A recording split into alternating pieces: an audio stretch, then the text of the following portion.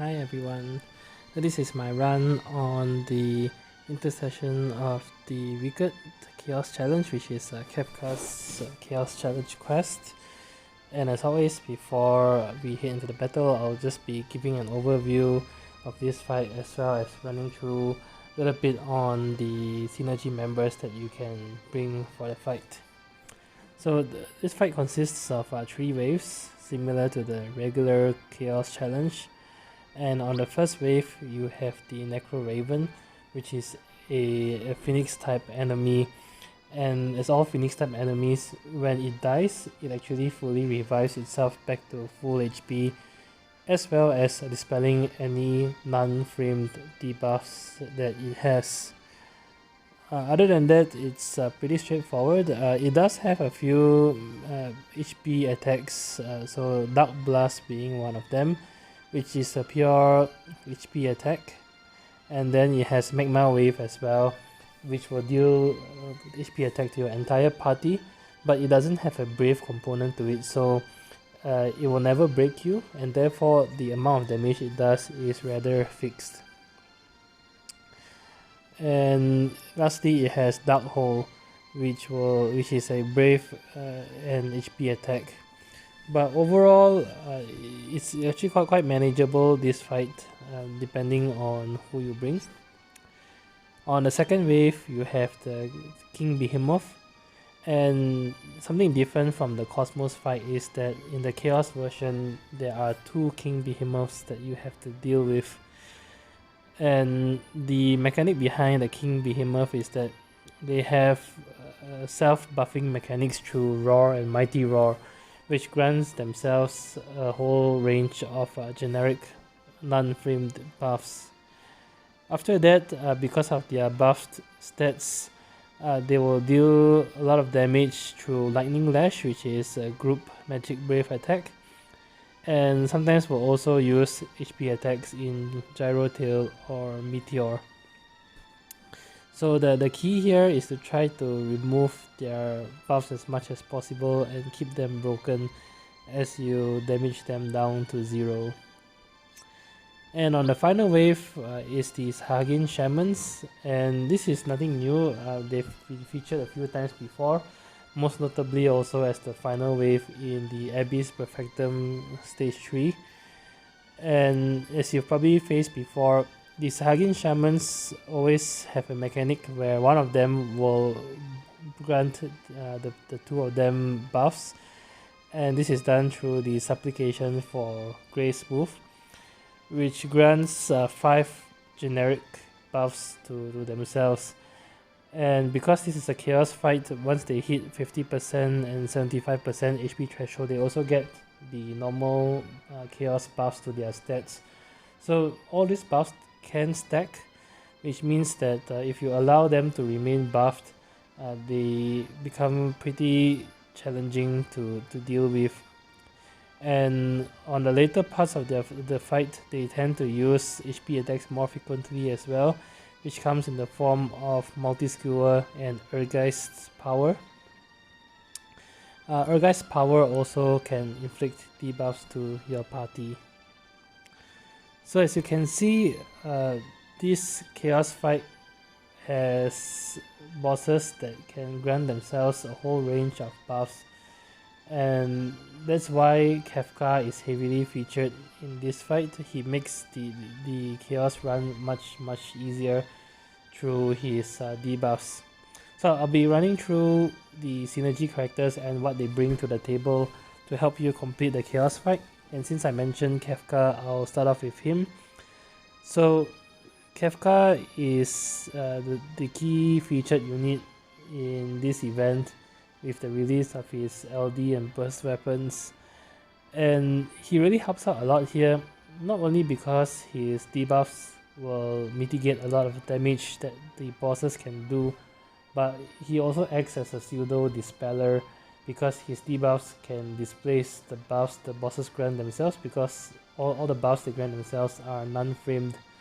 Also, if you get his LD can turn all his buffs into framed buffs.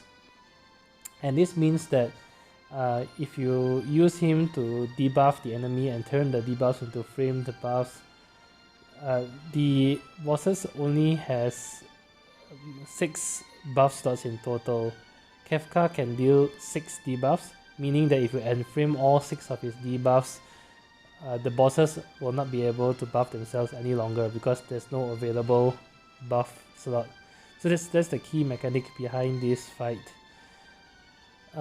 And so the main weapon that will really help out a lot is Kefka's LD, because that weapon is the one that allows you to enframe all his debuffs. Of course, his EX also helps not only for his damage and longevity, but his EX itself carries a frame debuff on its own. With his full gear, not counting his burst weapon, he can deal 6 debuffs and disable the buffs, the bosses from granting themselves buffs.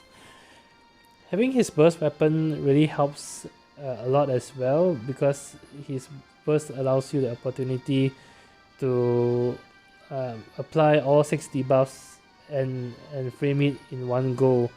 And most notably, you can go into burst mode on the start of wave 3, because this Hagin Shaman will always start off with one of them casting Supplication for Grace. So if you enter burst mode and inflict 6 frame debuffs right at the start of the 3rd wave, the Supplication for Grace essentially does nothing. Having said that, his burst weapon, like all burst weapons, are not mandatory. In fact, the fight is very doable with Kefka, and I would hazard to say that if the fight is still quite doable without Kefka's LD, although his LD does make a big difference. I would recommend as much as possible to try and bring Kefka as one of the synergy units for this fight, for the reason of his debuffs. Now moving on from Kefka, the other 5 featured units, so I'll run through the other 2 that I use for my party. Lyse carries big damage to the fight. If you actually have other characters built up, I wouldn't recommend Lyse, because the only thing she brings to this fight is the damage. Her fire tackle does splash damage, 50% splash damage, and also regens the party's brave each time you use her fire tackle.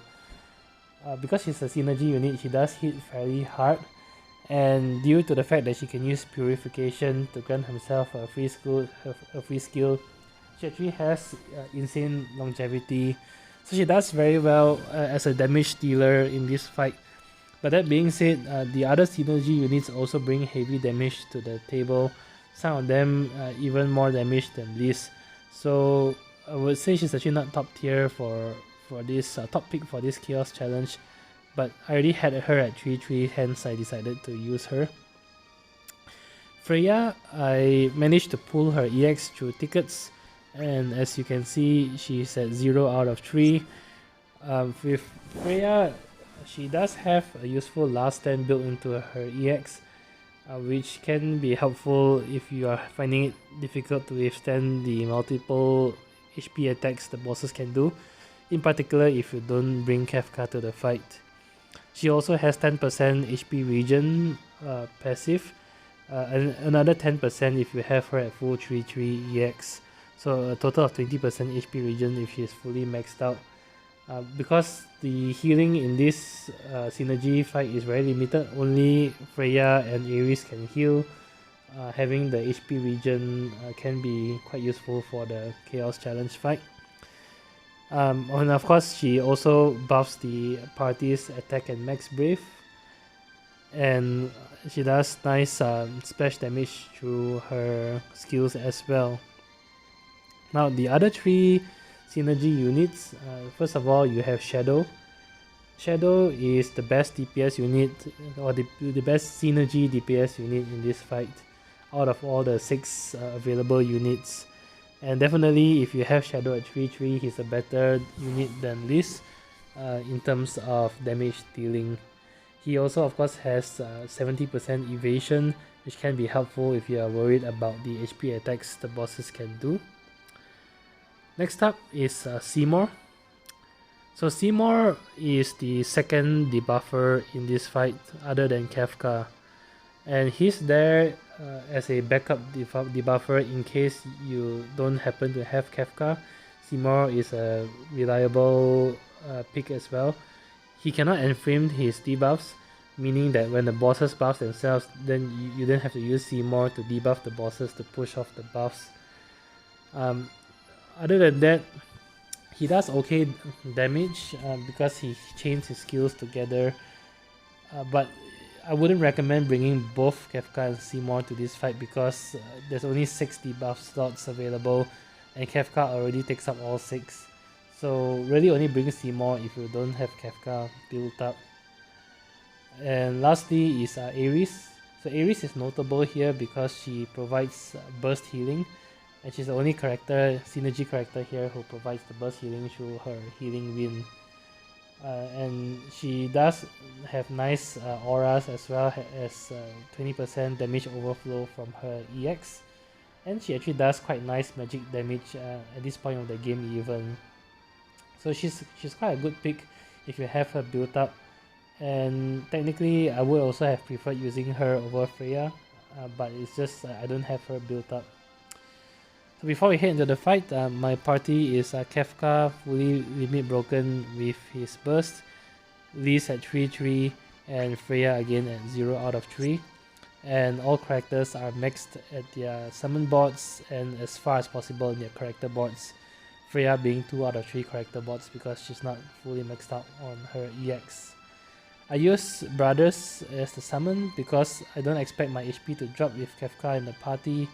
So having the extra max brave is quite helpful in this fight because I tend to cap on brave with this party. So that's it. With that said, let's move into the fight. See you there.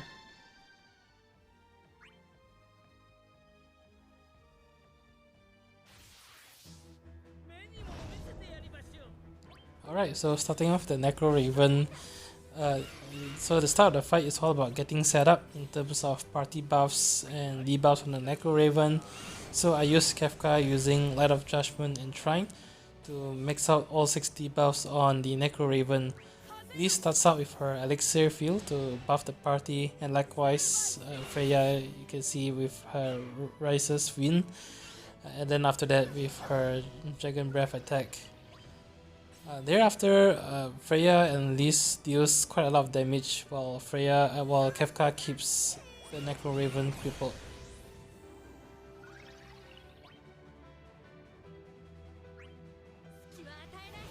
The other thing to note is in terms of Lyse's EX, since the first wave is only a single target attack, it's better to use a Purification to grant herself free skill.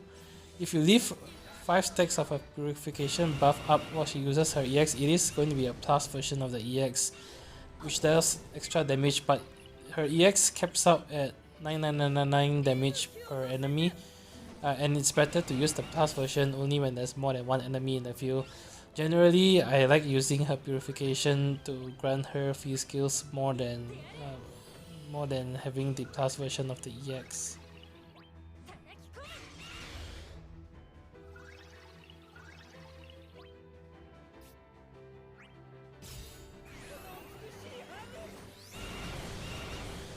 So Kefka also has good longevity here because each time he uses his EX, he gets a plus version of his Meteor, which is a converted Brave attack, and the plus version of his Meteor actually does HP damage as well, and quite good HP damage at that.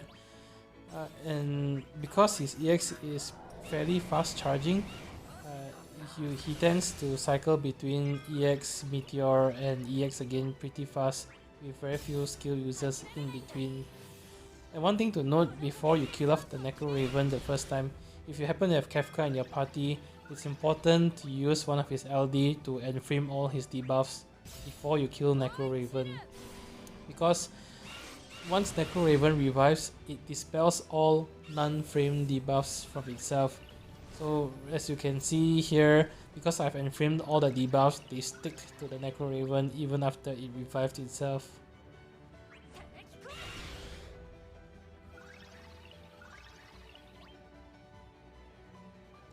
Right, so the Necro Raven is targeting all, and I believe this would be a Magma Wave attack. So as long as you keep the HP attack disable up on the Necro Raven, it will not be able to use Magma Wave. And actually doing so, you will be locking down the Necro Raven in this state as long as you keep refreshing HP attack disable on it.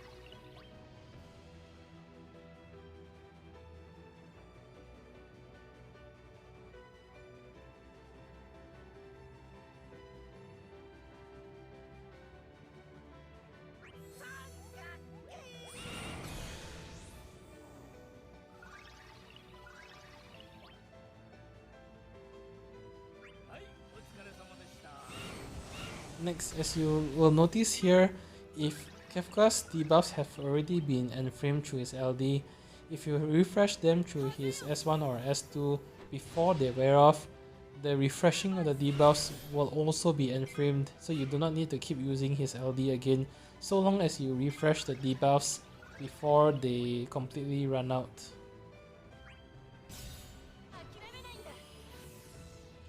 So the Necro Raven is locked down here, and at this point you can just finish him off as long as you keep an eye on the HP attack disable debuff and refresh it once it runs out.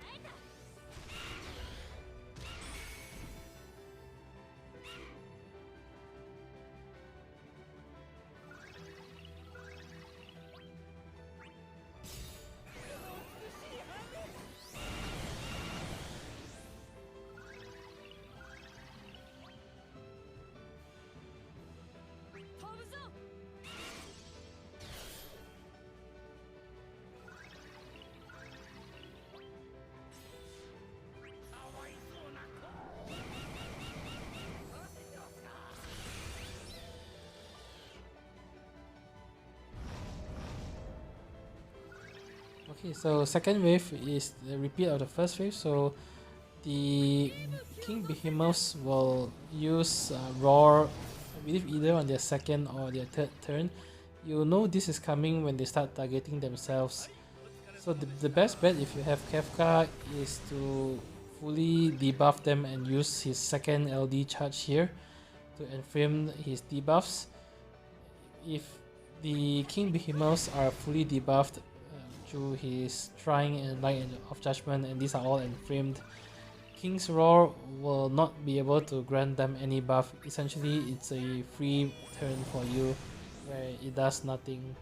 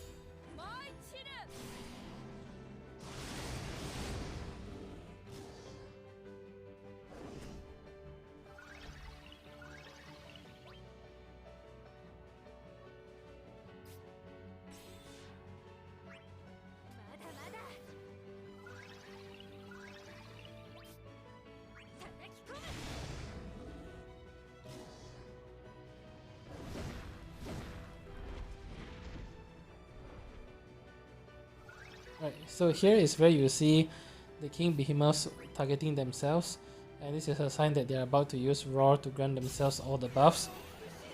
And at this point, it's important if you have Kefka to ensure they are all debuffed and framed through his LD.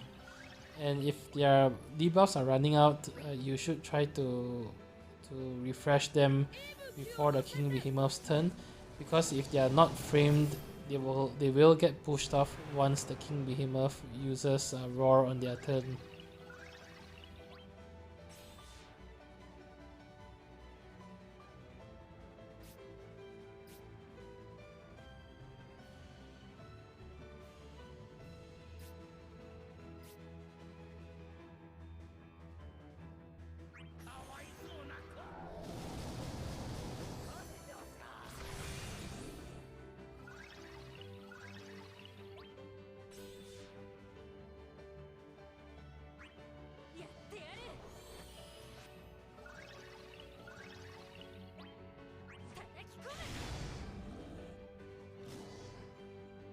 Okay, so King Behemoth B uses Mighty Roar, and as mentioned, it does nothing.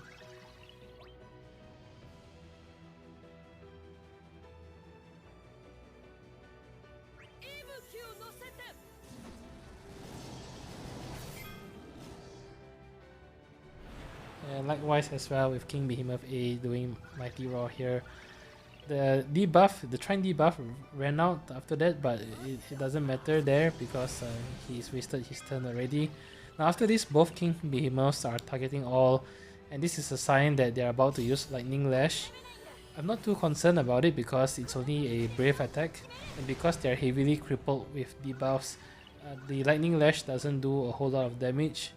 If you want, you can also further mitigate this by using Trine with Kefka, because Trine also inflicts a 50% blind, and that makes it less likely that Lightning Lash will hit your entire party. So you can see here that all 3 characters dodged.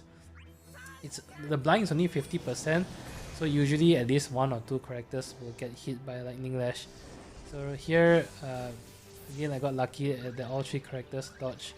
It's okay if 1 or 2 characters get hit, and it's also okay if 1 or 2 characters get broken, because they won't get a lot of brave if your entire party isn't hit by the attack. And with most of the other synergy characters, it's very easy to re-break the King Behemoth after they use Lightning Lash.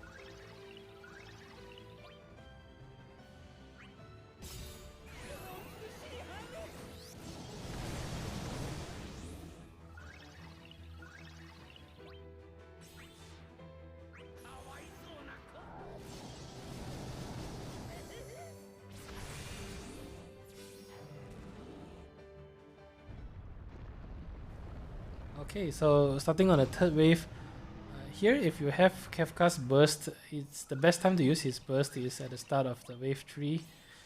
Although I guess it doesn't matter if you let them have the Simplification for Grace first. Do note though that if you allow them to get Simplification for Grace off, try to let the other Sahagin, the one that's targeting your party, to move first, because its first move is multi-skewer, and if it gets buffed by Supplication for Grace, multi-skewer actually becomes the plus version and deals significantly more damage.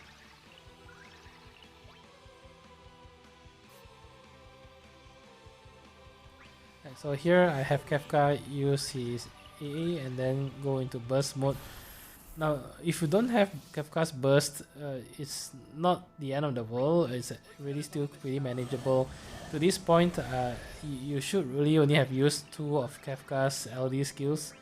So if you don't have his burst, you can repeat what you did on the first 2 waves, that is to use his Light of Judgment and trying and then frame it through his LD.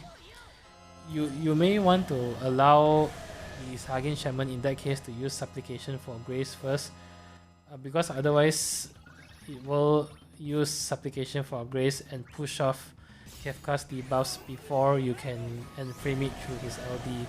So just allow them to use Supplication for Grace, push the buffs off with Kefka's debuffs, and then frame them before they can use Supplication for Grace a second time. Or I guess another viable strategy is to just summon right at the start of wave 3, so that Kefka has enough turns to apply both Trying and Light of Judgment and use his LD to frame them before the boss gets a first turn. That works pretty well as well.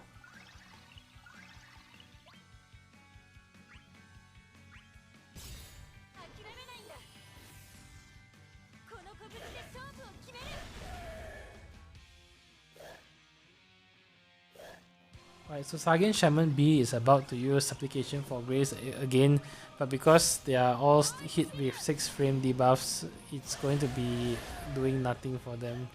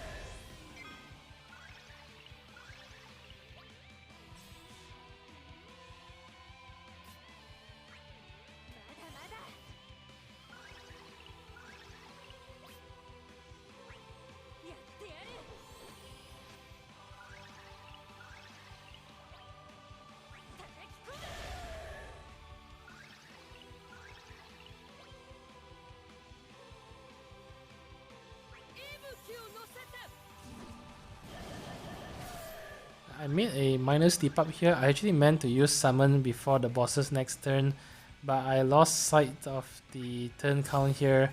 I thought I had another turn after Kefka, and that's why I let Sagain Shaman B get a turn off here, which is quite wasted because they are quite low that you can probably finish them off inside the summon animation here.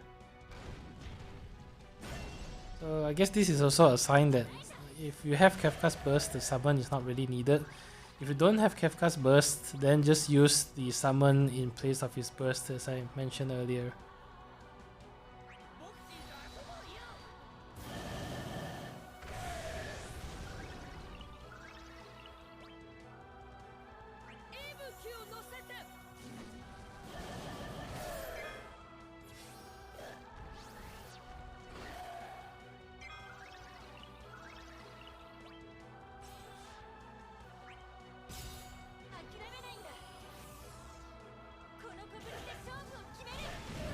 And that's it.